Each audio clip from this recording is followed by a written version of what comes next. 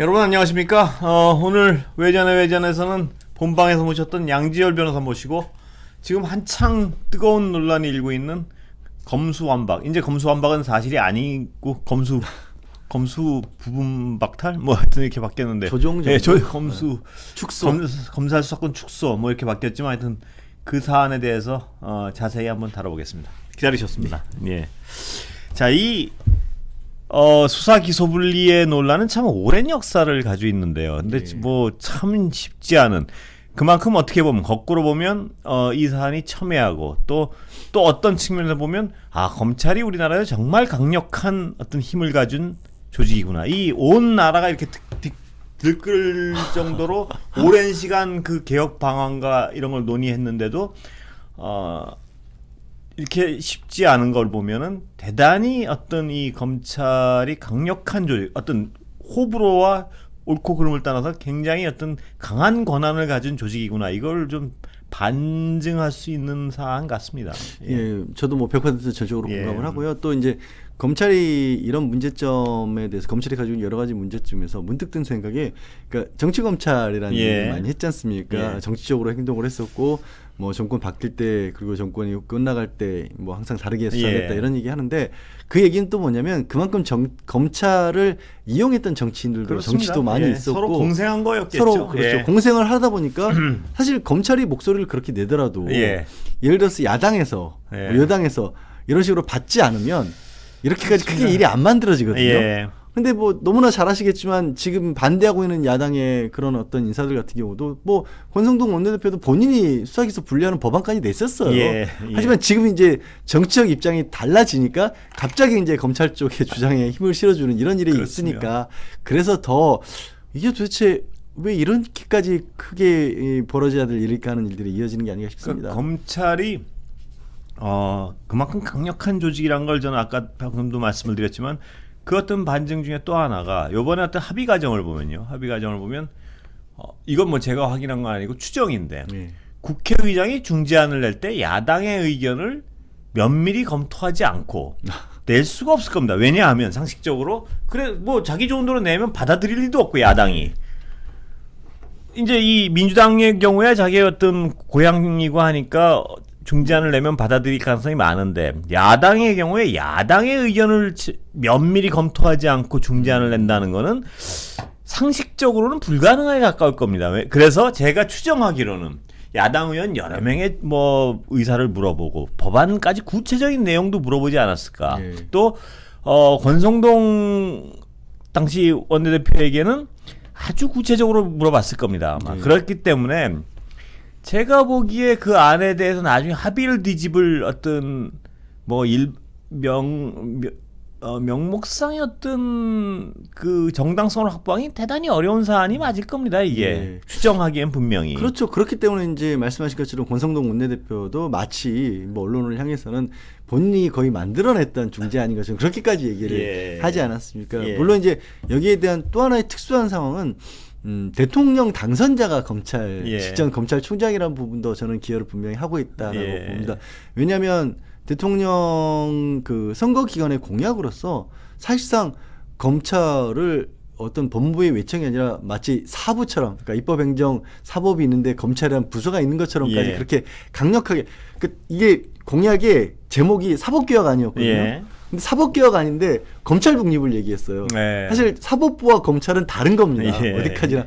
그렇게 얘기를 했던 그런 대통령 당선자가 있기 때문에 지금 시점에서는 또 검찰의 목소리가 또 그렇게 높은 거 아닌가 싶기도 합니다. 그게 참 오랜 지금 주장을, 양쪽의 주장을 딱 잘 들리게 뽑아보면요, 검찰은 검찰 수사권 뺐으면 나쁜 놈들만 활개치고 왜 정치인들 저렇게 검찰 수사권 뺏으려면 자기들 죄 감추려고 그런다. 이게 검찰의 딱 주장이고요. 근데 검찰개혁이라는 얘기가 그럼 당초 그렇다면 검찰한테 권한을 다 주지 왜 나왔느냐. 이 근원을 따져보면, 그러니까 그 주장, 검찰의 그 주장을 딱 들으면 국민들 입장에서는 그렇지, 저 말이 맞지 하는 생각이 들 가능성도 많아요. 보면. 왜냐면 검찰 수사권 뺏어가지고 어떤 놈이 좋아? 나쁜 놈이 좋아하지. 이 논리거든요. 검찰 수사권 뺏으면. 근데 왜 그럼 상당수의 국민들은 또 검찰 수사권을 분리하고 뺏어야 된다고 생각하느냐? 그 역사적으로 너무나 증명된 사례가 많거든요. 보면 검찰이 여기서 이 자리에서 몇 번 제가 말씀을 드렸지만 그 기소 수사 분리의 어떤 근원적인 건 우리 역사적 과정을 통해서 여실히 증명됐기 때문에 왜냐하면 검찰이 기소권과 수사권을 다 가지고 있기 때문에 봐주고 싶은 사람은 수사를 안 하거나 네. 수사를 하되 엉망으로 해서 재판에 넘겨서 아예 그냥 사법적으로 면죄부를 주거나 99만 원짜리 양주 세트 예, 그런 것처럼요. 거죠. 아니면 미운 사람은 아주 뭐. 별건 수사까지 해가지고 아주 정말 탁탁 털거나 네. 그 모든 게 가능하기 때문에 그리고 정치인에 대한 수사도 이런 부분이 있는 거거든요. 저도 정치인들 뭐 그리 정치인들 뭐 여러 가지 정치인 좋아하는 사람이 많지는 않잖아요. 네. 뭐 저도 정치인들이 어떤 그동안의 부패 사건 같은 거 보면 저 인간들 하는 생각을 가지고 있죠. 그러나 왜 정치인에 대해서 막 수사하게 하면 안 되는지에 대한 분명한 인식이 있거든요. 그건 뭐냐면 지금 정치인 수사를 선거법 위반 사안을 저렇게 수사를 하겠다고 하는 이유 중에 하나는 누가 선거법 위반하는 정치인을 잡아넣겠다는데 누가 반대를 하겠습니까? 네. 그게 아니고 그러면 반드시 선거법 위반하는 어떤 정치인들은 처벌을 해야죠. 그런데 왜 검찰이 선거법을 저렇게 꽉 쥐고 있고 싶어하냐의 그 근원 중에 하나는 법을 만드는 정치인들을 자신들에게 검찰이 지금까지 꼭 그랬다는 것이 아니고 자신들에게 유리한 법안을 발의하거나 하는 사람들은 죄가 있어도 봐주고 자신들의 불리한 법안을 발의하거나 검찰에 불리한 어떤 정치적 행위를 하는 사람들은 얼마든 자의적으로 탈탈 털 수 있고 이런 과정을 통해서 검찰의 어떤 조직 이기주의를 영원히 보존하고자 하는 욕망이 분명히 있고 그걸 막기 위해서는 검찰이 정치인을 좌지우지하게 만들어서는 안 된다는 어떤 그런 공감대 때문에 이게 출발한 거거든요. 그러니까 이런 어떤 양쪽의 사안을 잘 봐야 되는데 단순 논리로만 치면 우리가 오해하기가 굉장히 쉬울 것 같아가지고요. 그리고 이제 말씀하신 것처럼 아니 나쁜 놈 잡자는데 그걸 반대할 사람이 누가 있어라고 그렇습니다. 아주 간념한 논리로 하고 있지만 사실 그게 이런 말씀을 저는 이제 주변에 이제 반대하는 분들에게 어려움을 겪었던 사람들, 예. 뭐 예를 들어서 유성 간첩 사건, 예, 조작 사건 예, 같이 예. 간첩이 아닌 사람을 멀쩡하게 정말 뭐 국경 들어갔던 기억 같은 경우 최근까지도 문제가 되고 있죠. 예, 최근까지도 물어줘야 유우성 씨죠. 유우성 씨죠. 예, 서울시 예. 공무원이었고 예. 이제 탈북자 출신으로서 북한 관련 사업을 서울시에서 했었던 예. 거거든요. 지원 사업 같은 것들을. 그런데 그 사람이 마치 중국에서 북한으로 밀국을 예. 반복을 했던 것처럼 만들어진 문서를 받아가지고 국정원에서 만든 만들어진 걸로. 문서를 예. 받아가지고 근데 조금만 이거 검토를 제대로 해봤어도 그게 가짜 문서라는 것을 충분히 확인할 수 있었을 예. 때도 불구하고 어쨌든 간첩이라는 식으로 기소를 했단 말이에요. 예. 그리고 그 과정에서 유우성 씨 가족들이 주장하는 바에 따르면 또 국정원에서 감금이라든가 어떤 부당한 일들도 불법적인 일들도 겪었다라고 주장을 하고 있는 상황입니다. 예. 어쨌든 그래서 무죄가 나왔는데 무죄가 나오고 나니까 검찰로서는 이거 면을 구겼다라는 생각을 했는지 그때 처음에 수사를 했었을 때 이거는 이제 북한 관련 사업을 했기 때문에 아마 대북 송금과 관련해서 뭔가 좀 문제가 분명히 불법적인 부분이 있었던 모양입니다. 예. 그래서 그거를 기소를 하진 않고 기소 유예를 했습니다. 예. 검찰 스스로. 예. 그런데 막상 간첩죄가 무죄가 나오니까 유예를 했던 기소 유예권을 다시 4년 뒤에 끌고 나서 다시 기소를 해버리거든요. 예. 그래서 그거는 이번에 이제 대법원에 제동이 걸렸죠. 야 이거 좀 공소권 남용한 거 아니냐. 근데 당신들이. 문제는 이제 말씀하신 그런 사례처럼 예. 검찰이 마음대로 할 수 있을 때 너무나 많은 폐해가 발생한다는 건 우리가 그 얘기를 제가 이제 그 나쁜 놈들 잡자는데 왜 반대하냐는 얘기를 하시는 분한테 당신이라고 예. 일반 국민이라고 그런 일을 안 겪을 것 같냐는 예. 거죠. 유우성 씨 사건 같은 거 제도적으로 막아놓지 않으면 검찰이 밑보이면 어떤 고초든 겪을 수 있는 세상. 그리고 좀 이렇게도 말씀을 드려요. 누군가 어떤 검사가 개인적으로 나쁜 마음을 먹어서가 아니라 예. 사람은 누구나 예. 실수할 수 있는 그렇습니다. 거다. 예. 확증 편향이라는 얘기도 그래서 생기는 예. 거고 하다못해 우리가 물건을 살 때조차도 잘못 골라서 후회하는 일 많이 있지 그렇습니다. 않냐. 그런데 이게 지금 대한민국의 형사소송법 체계는 검사가 혹시라도 실수로 멀쩡한 사람인데 나쁜 사람이라고 예. 찍어서 보기 시작하면 그 사람의 입장에서는 그건 그냥 불행이다. 어떻게든 견제 장치가 없다. 견제 장치가 없다. 어떻게든 말씀하신 것처럼 이걸로 의심을 해서 이게 안 되더라도 저놈 나쁜 놈이라고 생각이 드는 순간 다시 한번 말씀드리면 사심이 있어서가 아니라 진짜로 정의감이 불타면서 해도 오해를 해서 해서 그렇게 하면 그 사람 결국 털기 시작하고 어떻게든 재판 넘겨버리면 평범한 한 사람의 인생이 망가지는 건 정말 돌이킬 수가 없거든요. 예. 뭐 법원에 가서 무죄 받으면 되죠. 재판을 한 번만이라도 겪어본 사람은요 법원 가서 무죄 받는다는 거 아무 의미 없다는 거 알 겁니다. 예. 검찰 수사받고 기소되고 거기에 들락날락 하는 사이에 자기 개인적인 생활 가정이며 뭐 직장이며 다 날아가고 수밖에 없거든요. 그러니까 사람은. 유성 씨 사건을 보면은 검찰이 엉뚱한 자료를 받아가지고 유죄를 만들려고 했는데 그게 안 되니까 예. 그건 정말 하면 안 될 일들도 많이 벌어진 거예요. 그러니까 그렇죠. 그게 안 되니까 자존심이 상하니까 옛날에 묻어뒀던 사건을 꺼내가지고 다시 파기 시작한 거죠. 그래서 결국에는 1심, 2심에서는 유죄까지 받았는데 유죄까지 또 받았고요. 네, 벌금형이긴 하지만 예. 그런데 당하는 유우성 씨 입장에서 봐서는 예. 얼마나 구속돼서 간첩으로 몰려서 재판받고 직장 잃고 그게 한 10년이 걸린 거거든요. 예. 근데 또 그게 무죄 나왔다는 이유로 또 기소를 했단 말이에요. 자, 이제 이런 어떤 여러 가지 막대한 폐해 때문에 기소와 수사를 분리해야 된다. 기소와 수사를 분리하면 달라지는 거죠. 왜 달라진가에 대해서 잘 이해 못하는 분들이 있는 것 같아요. 사실 예. 그러니까 이게 굉장히 대한민국이 특수한 상황인 게 원래 기소하고 수사는 분리되어 있습니다. 예. 그러니까 검찰을 왜 만들어놨냐면요. 아까 제가 이제 본방송 중에서도 그런 말씀을 드렸는데 사람이 신체의 자유에 관한 장애, 우리 대한민국의 기본권, 헌법의 기본권 중 제일 기초가 되는 신체의 자유에 관한 장애 12절에 보면 12조에 보면 국민의 어떻게 보면 신체의 자유를 제한하기 위해서는 반드시 검사가 영장을 청구해서 그 영장에 의해야 된다고 예. 되어 있습니다. 제한을 둔 거거든요. 그러니까 그게 뭐냐면 함부로 공권력이 경찰이라든가 뭐 예전에 뭐 임의동행 이런 식으로 예. 가져가지 못하도록 반드시 검사가 법원에 영장을 청구해서 법원이 발부해준 영장을 가지고만 신체의 자유를 제한하라고 둔 겁니다. 그런 식으로 권력을 쪼개는 가운데서 나온 게 검사 제도입니다. 예. 그러니까 수사를 하게 되면 검사의 수사권을 보장하기 위한 것이 아니고 아니라 예. 애초에 그 수사권이 다 가지고 있으면 인권을 보호하기 위해서 제약하기 위한 제도가 영장 청구라는 말씀이시죠? 예, 그리고 검사의 역할이 예. 그러니까 예. 경찰이 수사를 하게 되면 예. 수사라는 사람은 누군가가 의심스러우니까 수사를 하죠. 예. 의심스럽지 않으면 수사를 할 이유가 없지 않습니까? 그 수사권의 어떤 폐해를 막기 위해서 그렇죠. 영장 청구권을 준 예. 것이지. 예. 예. 그게 그리고 검사에게 준 겁니다. 그러니까 예. 그 얘기는 뭐냐면 원래 검사는 그러니까 세계적으로도 검사의 원래 역할은 제가 뭐 검찰에서 내놓은 자료 같은 거 보면 예. 해외는 다 검사도 수사권 있어라고 예. 얘기하면 제가 아주 간단한 예. 반론을 드립니다. 예. 요즘 OTT라고 해서 외국 드라마 많이 보시죠. 예. 미국, 영국 수사 드라마에서 검사가 자기 부하 직원들 데리고 직접 수사하는 거 보신 적 있어요? 예. 예. 없습니다. 예. 거기서 어떤 역할로 나오냐면 항상 경찰이 수사를 하면 와서 딴지 걸죠. 예. 야 니네 그렇게 하면 안 돼. 예. 야 이거 재판 못 넘길 것 예. 같은데 예. 그 역할이 검사의 역할이라는 거예요. 나쁜 놈을 때려잡는 게 아니라 혹시 나쁜 놈 때려잡겠다고 엉뚱한 사람 잡을까봐 그 전에 한 번 더 걸러주라는 게 검사의 역할이거든요. 예. 근데 우리나라는 이제 여러 가지 역사 특수성 때문에 검찰이 그걸 다 같이 갖고 있다 보니까 예. 그러다 보니까 맞습니다. 나쁜 놈 때려잡는 데는 좋을 수 있죠.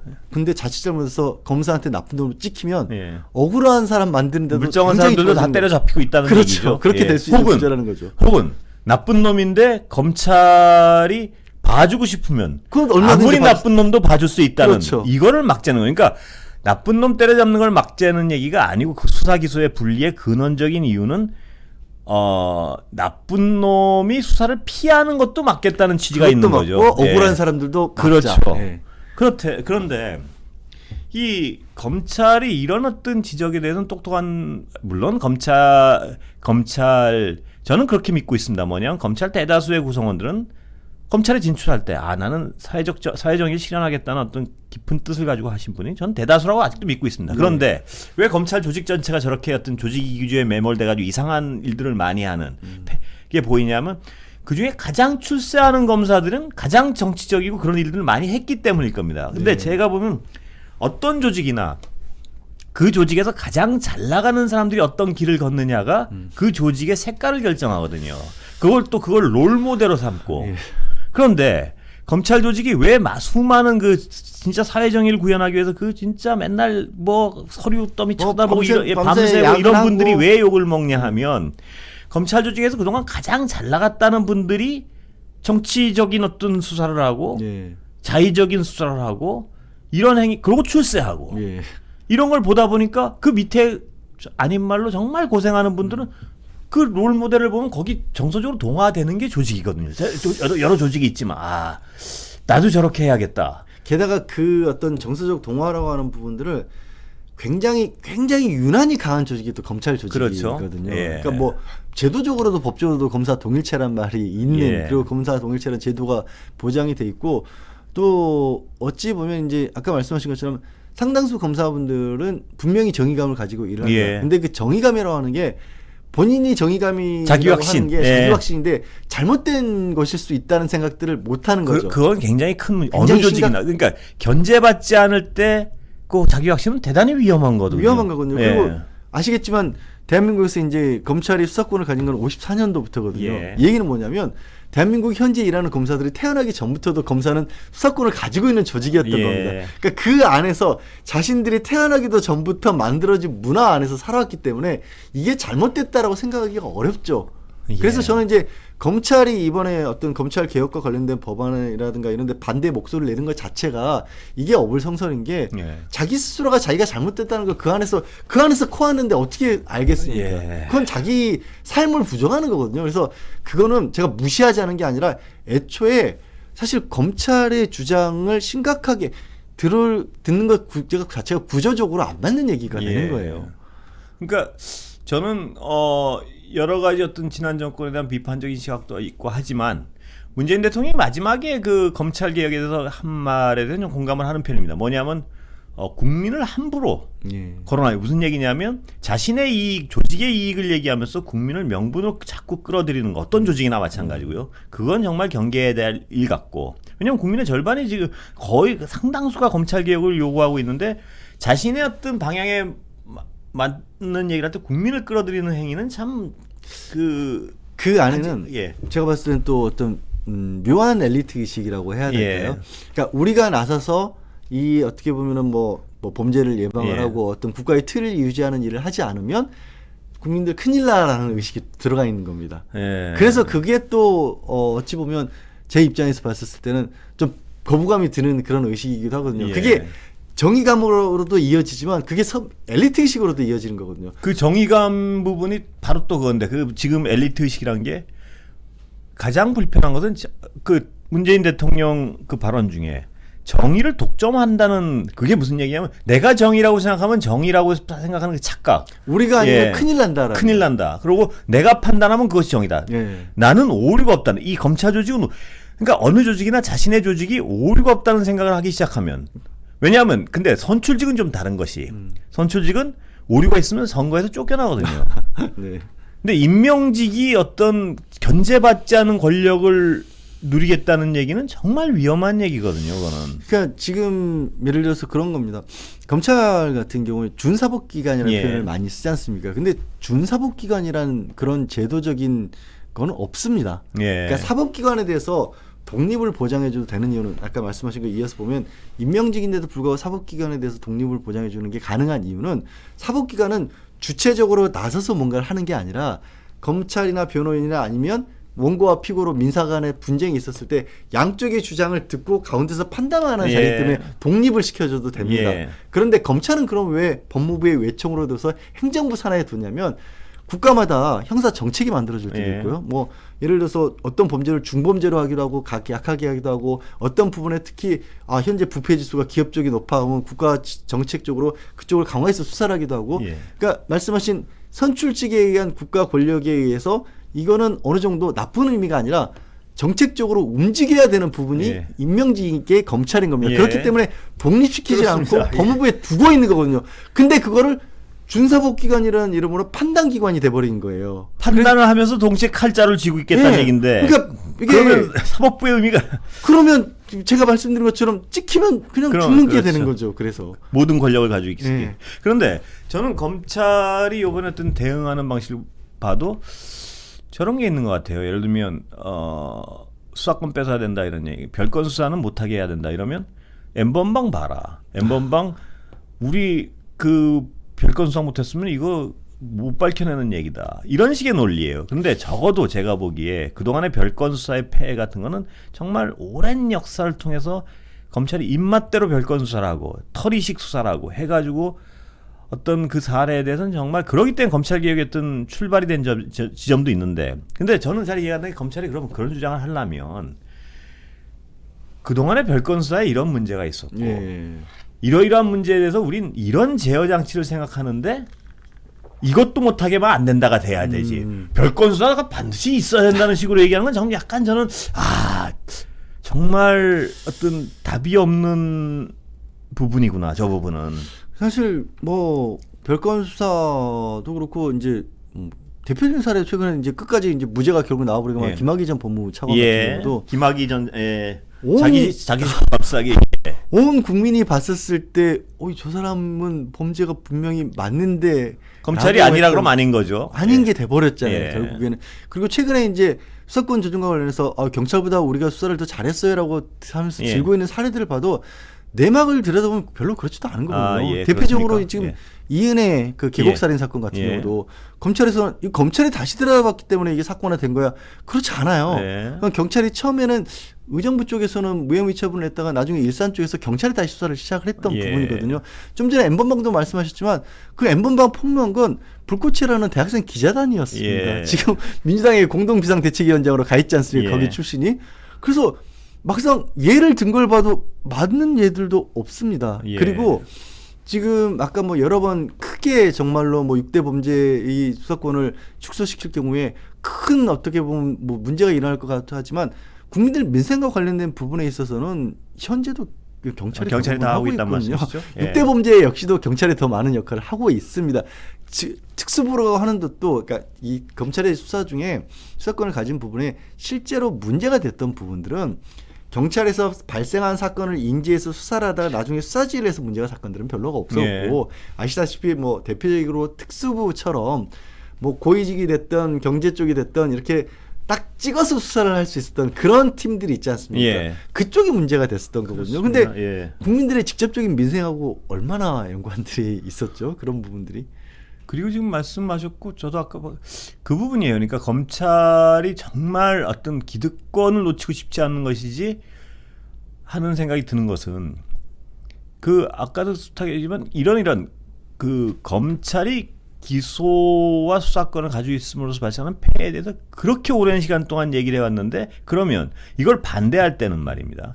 그동안 이러이러한 폐해가 있었다는 걸 우리도 잘 알고 있다. 그럴 때 이 부분은 이렇게 견제받고 하지만 이 부분은 놔두겠다가 아니고 엉뚱한 약간 논리로 계속 그 수사 기소권을 다 가져가겠다는 논리만 펴요. 그럼 그동안 폐해에 대해서는 이렇게 막겠다는 얘기는 잘 이해가 되는 부분이 없죠. 한 줄도 없어요. 그러면 오히려 그럼 어떻게 하겠다는 건가? 저는 그런 생각이 드는 거예요. 그러면 이 세상에 아까도 말씀드렸지만 선출직들도 견제를 받고요, 물론. 근데 선출직이 아닌 어떤 강력한 칼날을 가지고 있는 조직이 견제받지 않겠다고 얘기하는 거는 마음대로 하겠다는 얘기밖에 안 되거든요. 굉장히 위험하다. 위험하다 못해. 근데 그런 권력을 가진 기관은 자신들의 어떤 판단을 무오류라고 판단을 하는 것인데 오류의 가능성이 없다는 판단을 하는 것 같아요. 여러 가지. 근데 그동안 오류의 사례를 이렇게 많이 보여줬는데도 그러니까 아까 이제 김학의 전 차관 얘기를 다시 할 수밖에 없는 게 네. 김학의 전 차관을 애초에 수사를 다시 시작하게 된 계기가 이 문재인 정권 하에서 검찰의 과거사를 돌아보면서 검찰이 잘못했다고 했던 부분들을 몇 개를 사건을 끄집어냈지 않습니까? 그리고 그중에서 수사로 유일하게 이어졌던 게 김학의 전 차관 사건이었는데 나머지 것들은 뭐 공소시효가 지났다거나 했기 때문에 그런데 그 김학의 전 차관 사건마저도 그건 문제가 없었던 걸로 법적으로 정리가 돼버렸고 오히려 김학의 전 차관 사건을 수사하려고 했던 과정에서의 검사를 지금 수사를 해서 재판을 받게 만들어버렸거든요.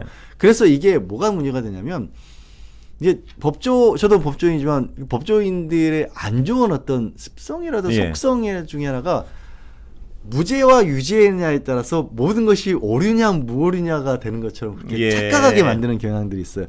무죄를 받았다고 해서 형사처벌을 받지 않았다고 해서 그게 아무 문제가 없는 건 사실은 아니거든요. 근데 그거밖에 없어요. 그래서 이 사건도 아마 역사적으로 시간이 더 지나고 나면 아무도 처벌받은 게 없기 때문에 사실 과거사위원회에서 돌아봤던 것 자체가 정권에 의해서 잘못된 일처럼 돼버릴 수도 있거든요. 그러니까 그런 게 무서운 거예요, 사실은. 그거를 그러니까 오류가 없어서가 아니라 오류가 없는 것으로 만들어 버린단 말이에요. 그럼 잘 아시다시피 검찰이나 법원에서 누군가 문제를 일으켜도 기소되는 확률 자체가 거의 없지 않습니까? 그리고 우리가 여러 사례를 봤지만 어떤 사례의 경우는 도저히 수사를 안 할 수는 없으니까 수사를 하되 대단히 부실하게 수사를 해서 재판에 넘긴 다음에 재판부는 넘어온 자료를 가지고 판단하니까요. 무죄 판결을 줄 수밖에 없게 부실하게 하는 수사를 하는 경우도 많고요. 또 아까 김학의 사건 말씀하셨지만 명백한 것들도 자기 조직이나 자기가 봐줘야 될 사람들은 수사를 안 해버리고 이상하게 하거나 안 해버리는 거죠. 이런 일들에 대한 폐해 때문에 출발했다는 그 출발점에 대해서 굉장히 많이 생각을 해야 될 것 같아요. 그리고 수사 기소가 분리되면 나쁜 놈을 봐주겠다는 얘기처럼 들리게 하는데 그건 굉장한 오해죠. 무슨 굉장한 오해죠. 예를 들어 경찰이 실력이 없어서 수사를 못한 사람도 있겠죠 분명히. 뭐 경찰도 무보리 조직이 아니니까. 그럼 검찰이 그런 거 하라고 지금 어떤 부분에서 수사 지휘권을 놔둔 거 아닌가요? 그렇죠. 그리고 이제 지금 현재 검찰 내에 검찰 수사관이라고 하는 직접 수사를 할 수 있는 수사관들 이게 아주 독특한 사례거든요. 예. 전 세계 어디에도 그렇죠? 이런 조직은 없거든요. 근데 그분들 다 뭐 일자리 없애고 집에 가라고 하는 건 아니지 않습니까? 그러면 그 인적 자원과 또 그분들이 수사를 해야죠 앞으로도. 검찰이 가지고 있어 노하우가 있다고 한다라면 우리가 가지고 있는 것들 중에서 이런 부분은 보존을 해서 어떤 식으로 지금 국민들을 위해서 만들도록 하겠다. 이 얘기를 크게 목소리를 내면 그나마 좀 고개가 끄덕여질 것 같거든요. 그 자원은 근데 검찰의 것이 아니잖아요. 그 자원은 검찰에 소속돼 있다 뿐이지 그 자원을 빼서 그러면 뭐 중수청을 만들든 한국형 FBI가 됐든지 간에 이걸 만드는데 어떻게 그 자원도 우리 공무원들이고요. 네, 근원의를 해주셨으면 좋겠는데 근원의가 없이 아이고 우리 검찰 아니면 안 돼 이렇게 해버리게 되는 거죠. 그 국민의힘의 경우에도 이 법안 같은 경우에는 당연히 지금까지 이렇게 많은 문제가 지적됐으면 민주당이 내놓은 안에 이거 문제고 이 얘기를 할 게 아니고 검찰의 수사 기소를 예를 들어서 이 정도 한두 개라도 놔둘 때 독점적으로 놔둘 땐 견제는 어떻게 하겠다는 얘기를 좀 했으면은 설득이 훨씬 쉬울 텐데 제가 늘 말하기는 국민의힘 안에 검찰의 수사 기소 독점으로 하는 폐가 이거면은 그렇다면 이 부분은 아직까지 필요하니까 놔두되 견제 방법은 우린 이걸 내놓겠어라는 얘기를 좀 들어보면 언론으로서도 굉장히 이해하기가 쉬울 것 같은데 그 부분을 쏙 빼놓고 계속 뭐 나쁜 놈 봐주기 위해 그러니까 어떤 정치적 그 캐치프레이즈만 계속 반복하니까 저분들 다른 생각이 있는 게 아닌가 하는 약간의 의심을 할 수밖에 없는 거예요. 이게 보면. 네, 그렇습니다. 그리고 지금 대표적으로 이제 수사권이 과도하게 그런 뭐 경찰 쪽으로 가서 문제다라고 그렇게도 검찰에서는 오히려 주장을 하고 야당에서 그런 주장을 하지만 민주당에서 합의한 안을 봐도 경찰 아까도 말씀드렸죠. 경찰이 송치한 내용에 대해서는 검찰이 보안 수사, 별건 수사까지도 가능하고요. 경찰이 시정 조치, 그러니까 검찰에 의해서 이 부분을 보완을 하고 있는데 그걸 따르지 않을 경우에는 아예 가져와 버릴 수도 있습니다. 지금도 합의안에 따르면. 그래서 경찰에 대한 견제 장치는 여전히 가지고 있는 겁니다. 그리고 모든 걸 다 떠나서 아무리 수사를 열심히 해도 재판에 안 넘겨주면 의미가 없잖아요. 굉장히 막강한 권한인 거거든요. 그래서 그리고 경찰이 부패를 저지르면 경찰에 대해서는 검찰 수사권 여전히 가지고 있기도 하고요. 그래서 경찰에 대해서는 완벽한 통제 장치가 완벽하다는 건 없죠. 그러니까 완벽한 건 없어요. 그만 빼겠습니다. 많은 통제 장치가 여전히 유지가 되고 있지만 경찰에 대해서요. 그러면 여전히 그러면 검찰은 수사권을 부패와 경제라고 하지만 경제 부패 등 대통령령으로 정하는 거 그러면 상당히 많은 부분들을 가져갈 수가 있거든요. 대한민국이 사실 뭐 아시다시피 선진국 범죄의 유형이라고 하는 건 과거처럼 무슨 폭력이 날뛰고 그런 사회가 아니지 않습니까? 시대가 경제 범죄가 가장 중요해진 시대거든요. 백색 범죄가. 그러면 가장 중요한 부분에 대한 수사권을 여전히 가지고 있거든요. 그렇습니다. 그러면 지금까지 말씀을 드렸던 기존의 검찰이 수사권, 기소권을 다 독점하고 있으면 생기는 폐해에 대해서는 견제 장치가 여전히 없는 거거든요. 물론 공수처가 만들었다는 하나가 있긴 하죠. 그거 말고는 없는데 그러면 과거에 반복됐던 분들에 대해서는 그냥 놔두고 가자는 얘기인가 이런 얘기밖에 이런 얘기를 해야 되는 거죠. 그렇죠. 지금 아까 제가 초기에 말씀드렸지만 정치인들 수사 피하려고 그러는 거 아니냐. 물론 그 마음이 있는 사람들도 있겠죠. 근데 그게 중요한 이유는 그 본질에 대해서 제가 정말 강조하고 싶은 게 왜 검찰이 선거법에 대해서 혹은 야당이 이렇게 집착을 할 것인가. 지금 검찰이 선거법, 정치인들을 지금같이 무소불위의 권력을 가지고 있는 검찰이 정치인에 대한 수사에 대해서 왜 집착을 할 것인가. 그걸 악의적으로 해석하면 딱 하나거든요. 정치인들을 마음대로, 그러니까 아까도 말씀드렸지만 봐주고 싶은 사람은 봐주고 가혹하게 하고 싶은 사람은 가혹하게 하는 권한을 가지고 있음으로써 자기 조직의 어떤 이기를 얼마든 도모할 수 있는 힘을 갖겠다는 얘기로 해석이 되기 때문에 그걸 좀 정치인에 대한 부분도 여기저기 찢어놔서 공수처가 수사를 하고 그럼 검찰은 또 기소해야 될 거 아니에요. 경찰이 하는 그런 과정을 통해서 견제와 균형을 해서 정상적인 정말 어떤 정치인이 나쁜 짓을 한 그 부분은 하되 마음대로 죄를 만들고 해서 자기 어떤 조직의 그 정치인들을 자기 마음대로 부릴 수 없게 하자는 게 취지 같은데요. 그 부분은 잘 안 들리고 정치인들이 지 잘못한 거 저거 도망가기 위해서 검찰 수사권 뺏으려는 거 아니야. 이건 굉장히 약간 선전전이거든요. 그렇죠. 보면 아주 악의적 프레임인 부분이 왜 그 정치인 선거법을 빼야 되는지에 대해서 선거법을 빼자는 주장을 하는 정치인들이 나 빠질라 그래 이러면서 그걸 추진하기는 어렵거든요. 내가 죄를 져도 검찰이 맘대로 못하게 하기 위해서 검찰이 선거법 못해야 돼 이런 식으로 추진하지 못하거든. 거기는 이유가 있거든. 왜 선거법을 빼고 왜 정치인을 검찰이 좌지우지하지 못하고 그러니까 검찰이 지금같이 무소불위 걸려가지고 있으면 정치인들을 그동안 없는 죄도 만들 수가 있고 사실 이제 선거법 같은 경우가 특히 그러기가 쉬운 게 설령 무죄를 받는다고 할지라도 예. 뭐 돈을 받았다는가 이런 건 단순하죠. 예. 근데 그런 거 말고 해석에 선거 과정에서 미묘한 했던 해석에 얘기들 있지 않습니까? 뭐 공약을 하는 거 내지는 자신에 대해서 설명을 하는 과정에서 토론 과정에서 나왔던 얘기들 이런 거 하나를 짚어내서 수사를 하고 기소를 하기 시작하면 시달리거든요. 그렇죠. 굉장히 시달리거든요. 그게 정치인 입장에서는 설령 나중에 무죄가 나더라도 1년, 2년, 뭐 대법원까지 2년, 3년까지 시달린다고 생각을 해보면 그런 건도 있었죠. 제가 이 기억이 정확하게 오세훈 시장이 예를 들어서 선거 방송에서 무슨 얘기한 게 팩트가 틀리다 그래가지고 검찰이 뭐 그랬는데 그게 예를 들어서 이제 이런 사안 오세훈 시장이 방송에 나와서 무슨 정치인들이 그 토론하다 보면 말이 헛나가는 경우가 있잖아요. 그럼 검찰이 맘만 먹으면 그렇죠. 맘만 먹으면 그 정치인이 미운 정치인이란 말이에요. 자기 어떤 검찰을 항상 검찰에 대해서 안 좋은 비판적인 법안을 위반하려고 하는 미운 정치인은 그걸 물고 늘어져 가지고 굉장히 얼마든 괴롭힐 수가 있고 그렇죠. 또 약간 검찰에 대해 호의적인 정치인들은 어떤 꽤 상대적으로 큰 잘못을 해도 그냥 넘어가 줄 수 있고 이런 권한을 막자는 게 원래 취지 아니겠습니까? 그렇습니다. 선거법을 검찰이 마음대로 못하게 하는 취지인데 그게 이제 그거를 어떤 약간의 국민들한테 한마디 그 선전이 잘 먹히니까 뭐냐면 정치인들이 죄 있는 놈이 빠져나가려 그래. 이 프레임은 절대 아니라는 거. 그 논의의 근원은 그게 절대 아니라는 건 분명한 것 같습니다. 그거 막으려고 민주당에서 이번에 이제 합의를 하면서 새로운 안을 만들면서 그 선거 관련 법은 이제 연말까지 그냥 유지를 시키겠다. 우리 빠지려고 하는 거 아니다라는 얘기 한 거죠. 그리고 이제 많은 분들은 경찰은 그럼 안 그럴 것이냐. 그게 바로 그래서 견제와 균형 아니겠습니까? 경찰이 예를 들어서 어떤 봐주고 싶은 놈을 봐주는데 검찰이 보기 왜 제 수사를 안 해 하면 보안 수사를 지시할 수 있고 검찰이 사건 아예 가져올 수 있어요. 아예 가져와 버릴 수 있고. 그러니까 서로 이런 견제가 돼야 된다는 취지지. 경찰이 완결하기 때문에 경찰한테 수사권을 주자는 얘기가 절대 아니라는 거. 어느 조직이 완결할 수가 있겠습니까? 그런데 아까도 거듭 말씀드리지만 경찰에 대해서는 그런 견제 장치가 있는데 검찰은 없다는 여전히 거, 없다는 거죠. 여전히 없다는 거죠. 그리고 심지어 이제 윤석열 당선자의 경우에는 더 독립을 시켜주려고 했던 상황인 거죠. 예.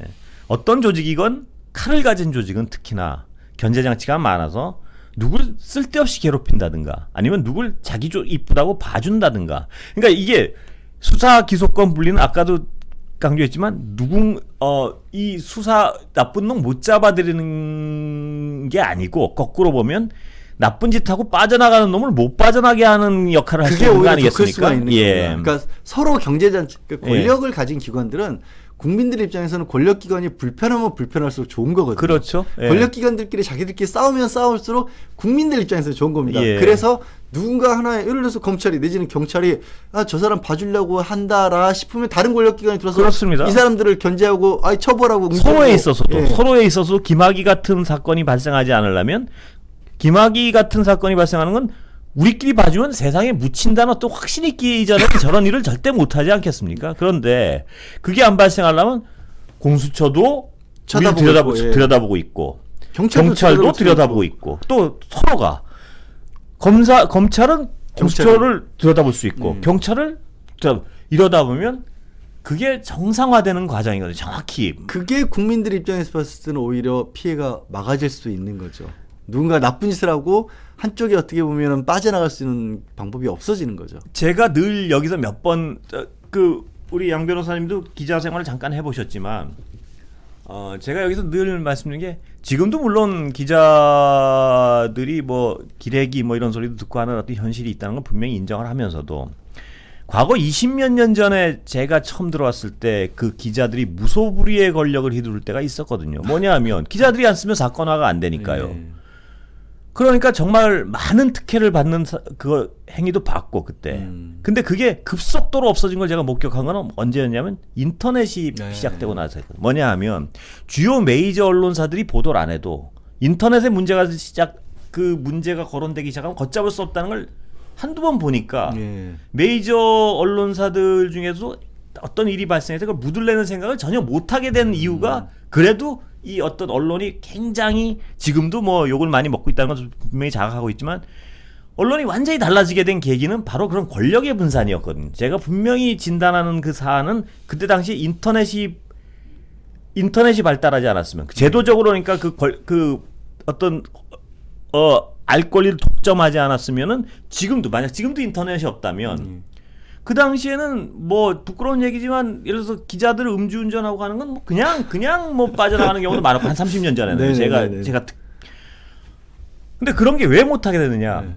인터넷으로 발달할수록 알 권리가 분산됐거든요. 누구나 예를 들어서 저놈들 봐라 하면 그리고 또 언론사도 굉장히 많아졌고요. 네. 그 난무에서 나오는 문제점도 분명히 있지만 무슨 얘기냐면 어떤 권력이란 것은 분산되고 나눠지고 서로 견제할 때 투명해질 수밖에 없다는 건 아주 기본적인 사실이거든요. 그러니까 그냥 다 펄크시 역사적으로 왜 우리가 입법행정 사법을 나눠놨죠? 그렇습니다. 딱 예. 그거 뭉치면 권력은 뭉치면 부패한다는 거는 그냥 경험적으로 인류가 겪은 딱 결실이지 않습니까? 확실하게. 그거는 인간이 아무리 똑똑한 사람도 어떤 조직도 근데 검찰이라는 조직이 그 선민의식을 가지고 있는 조직이기 때문에 더욱더 어떤 자기 오류의 가능성에 대해서 누군가 외부에서 지적을 해주지 않으면 어떤 조직이나 특히 엘리트 조직일수록 그런 것 같아요. 보면 자기 오류의 가능성을 낮게 평가하는 것 같아요. 그렇죠. 왜냐하면 이제 더 훨씬 더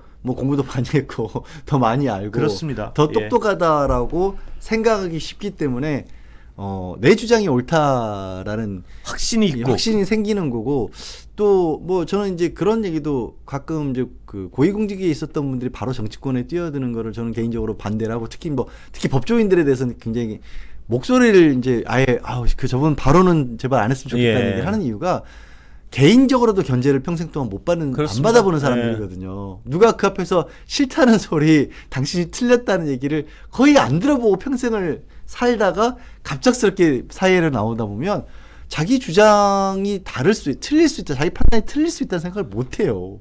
그리고 그걸 인정하는 것이 굉장히 어떤 치욕적이라고 느끼는 거죠. 아까 그 유성 씨 사건처럼 이 조직 자체가 그걸 정말 얼마나 무서운 일입니까? 예를 들어서 잘못된 건에 의해서 무죄를 받았다고 해서 찍혀가지고 다시 재판정에서 옛날 어떤 검찰 본인들이 생각해도 저거죄 정도는 묻어야 돼. 뭐 그렇게까지 처벌을 할 부분은 아니야. 묻어뒀던 사건을 다시 끄집어내.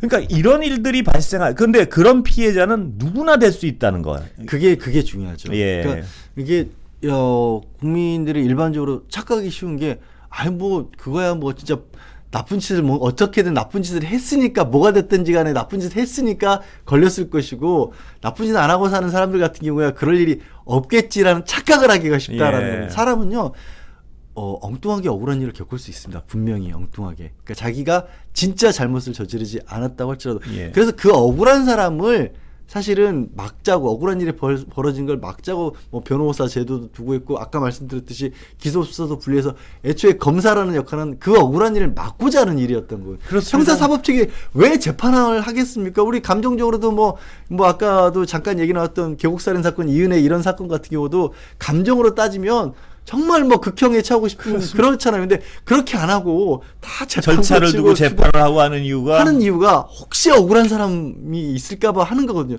그러니까 진짜 그리고 억울한 사람이 생기거든요. 대표적인 사례 우리 요즘에는 너무나 상식적으로 돼버리고 있는 그 DNA 수사 기법. 그 DNA 수사 기법이라고 하는 게 처음 나왔었을 때 거의 그 교도소의 성범죄 중에 한 3분의 1이 풀려났다는 거 아니에요, 미국에서. 그렇습니까? 미국 뭐 어쨌든 그게 엄청나게 재판하고 그렇게 했는데도 불구하고 어마어마하게 많은 숫자의 억울한 범죄자들이 교도소에 있었다는 거예요. DNA 검사 한번 해보니까 다 풀려났다는 거잖아요. 예, 정말 오늘 양 변호사님 모시고 오늘 장긴 시간 고생하셨고 한데 분명한 거는 아까 그 부분은 정말 다시 거듭 강조하고 싶은 건데 기소와 수사권 분리는 나쁜 놈을 못 잡게 하기 위한 것이 절대 아니라는 거. 네. 그 다음에 나쁜 놈을 마음대로 봐주지 못하게 하는 법이라는 거. 오히려. 예, 오히려. 나쁜 놈을 기분 좋다고 혹은 내 편이라고 봐주지 못하게 한다는 측면이 분명히 있다는 것. 그 다음에 나쁜 놈을 못 잡게 한다는 건 어떤 하나의 어떤 틀이라는 거. 프레임이죠. 예, 그것도 프레임이 돼버리는. 예, 왜냐하면 그렇다면 경찰은 나쁜 놈 다 경찰은 많은 경찰들이 나쁜 놈 다 그냥 봐주는 조직이라는 얘기인가 과연. 그건 굉장히 어떤 국가기관으로서 모욕적인 얘기고요. 그리고 또 분명한 것은 경찰이 다 잘한다는 거 아니라는 건 분명히 모두가 알고 그렇기 때문에 경찰을 견제하는 수단은 여전히 남아있다는 것. 그다음에 더 필요하면 견제 수단은 더 만들어야 된다는 것. 서로 만들어야죠. 그렇죠. 서로. 이게 기본적인 방향이란 거에 대해서는 시청자 여러분들이 좀 공감을 하실 수 있을 것 같아요. 제가 그렇습니다. 기본적인 방향은 그거라는 것이죠. 어떤 나쁜 놈을 봐주기 위해서 어떤 사람들이 법을 만들겠습니까? 혹은 또 언론이 그거를 왜 어떤 이게 필요하다고. 아까 말씀드린 것처럼 권력 가진 권력기관들끼리는요 자기들끼리 많이 싸워줍니다. 그렇습니다. 그래야 분위기 편합니다. 싸우고 예. 견제하고 서로 수사하고 서로 미워하고 한번 걸리기만 해봐. 이렇게 서로 돼야 된다는 거죠. 그래야지 조심을 한다는 거죠. 그럼요. 그리고 김학의 건 같은 경우는 그렇게 봐준 사람들은 처벌을 받아야 된다는 거. 한쪽에서 보고. 그때는 정말 좌절한 국민들이 좀 많았죠. 뭐냐면 그 비디오로 누가 봐도 사실 그게 대표적인 거지 않습니까? 경찰은 수사를 하려고 했었는데 막았던 거잖아요. 막혔던 거잖아요. 검찰에서. 왜 막았을까요? 그게 왜 막았는지 지금 알 수조차 없게 돼버린 거죠. 이제. 사건이 본인이 그래서 일반적 추론으로는 검사기 때문에 아니야. 뭐 이거밖에는 그 얘기가 나올 수밖에 없는 거죠. 하지만 검찰에서는 이제는 법적으로 무죄받았는데 무슨 소리냐가 돼버리는 거죠. 그런 거죠. 그리고 절차상 문제 그걸 잡아넣으려고 결국 나중에 그게 문제가 있다는 자성 속에서 그걸 잡아넣으려던 사람들은 다 처벌받게 돼 있고. 다 처벌받게 돼 있고요. 하여튼 이런 사안이라는 어떤 수사 기소권 분리는 결코 어떤 자들을 어떤 힘 있는 집단을 봐주기 위한 데서 논의가 출발하지 않았다는 건 분명히 서로 모두가 어떤 공감을 할 수 있는 사안인 것 같은데요. 대표적인 예로 말씀하신 것처럼 이런 얘기를 하거든요. 그러면 힘 있고 돈 있는 사람들이 빠져나갈 수 있는 길이 생긴다라고 하는데 정관예우라는 게 왜 생기겠습니까? 그렇습니다. 정관예우라고 하는 게 그 정관들이 예우할 수 있도록 특수한 조직이 힘을 가지고 있기 때문에 정관예우가 생기는 건데 말이죠. 검찰을 똑같은 방법으로 쳐다보게 된다라면 공수처가 계속 들여다보게 된다라면 정관예우 할 수가 없거든요. 그러니까 이 어떤 수사 기소권을 분리해야 된 가장 명확한 이유 중에 하나가 물론 어떤 검찰이 찍고 가혹한 수사를 자기가 어떤 미운 놈에 대해서 가혹한 수사를 못하겠다는 측면이 1번 그것도 있지만 분명한 것은 방금 여러 번 이 자리에서 강조했던 누군가 봐주고 싶다고 마음대로 봐주는 상황을 막자는 것. 나쁜 놈을 꼭 잡아넣게 하기 위해서는 기소 수사권 분리가 권력 분리가 수사권 분리가 이루어져야 된다. 이게 어떤 굉장히 기본적인 부분이라는 것만 강조하고 오늘 오랜 시간 고생하셨습니다. 다음에 또 모시겠습니다. 네, 고맙습니다. 감사합니다.